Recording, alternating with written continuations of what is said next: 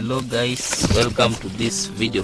Today we are going to look at the case of Adan versus London Borough of Newham and Anor that took place in 2002. So without further ado, let's look at the facts of the case.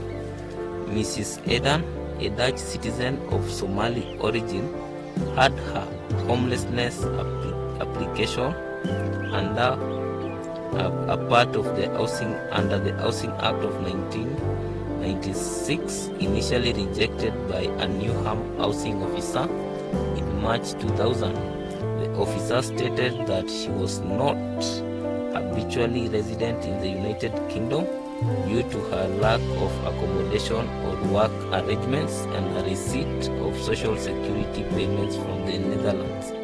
After a review, the decision was quashed by Judge Lowry in the Borough County Court on 6th October 2000, later amended on 9th October 2001 under the slip rule.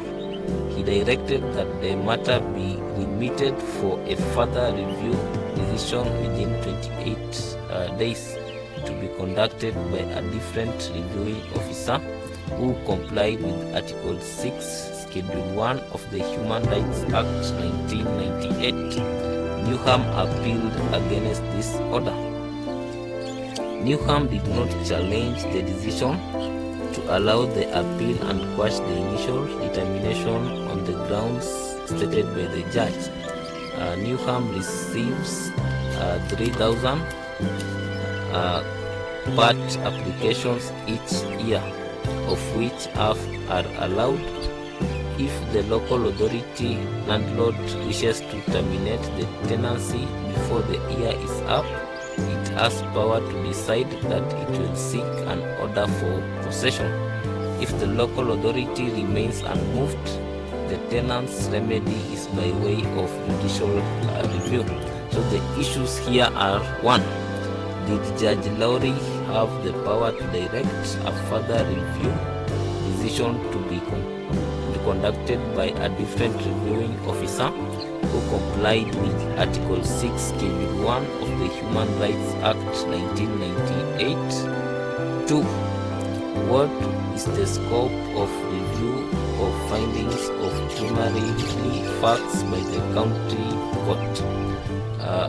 Is the decision-making process for homeless applications under the Housing Act of 1996 complied with Article 6 of the Human Rights Act 1998? Can Section 41 of the Youth Justice and Criminal Evidence Act of 1999 be read in a way that is compatible with convention rights under Section 3 of the Human Rights Act of 1998? So here is the decision that was made. The Court of Appeal held that Judge Lowry did not have the power to direct a further review decision to be conducted by a different reviewing officer who complied with Article 6 of Schedule 1 of the Human Rights Act of 1998. However, he did have the power to quash the decision and require that the local authority take it again. The scope of review of findings of primary facts by the county court is too narrow to be considered a full jurisdiction in the context of homelessness applications under the Housing Act of 1996. The decision-making process for such applications is not compliant with Article 6 of the Human Rights Act 1998. Section 41 of the Youth Justice and Criminal Evidence Act 1999 can be read in a way that is compatible with the convention rights under Section 3(1) of the Human Rights Act of 1998.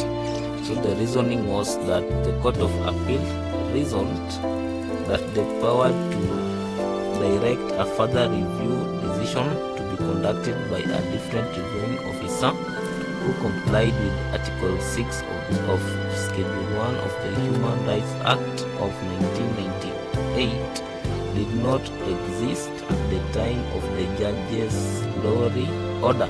However, the power to quash the decision and require that the local authority take it again did exist.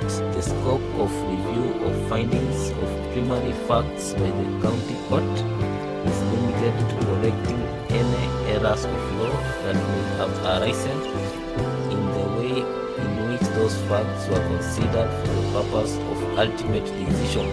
The decision-making process for homelessness application under the Housing Act of 1996 did not meet the requirements of Article 6 of the Human Rights Act of 1998, Section 41 of the New Justice and Criminal Evidence Act of 1999 can be read in a way that is compatible with convention rights under Section 31 of the Human Rights Act 1998.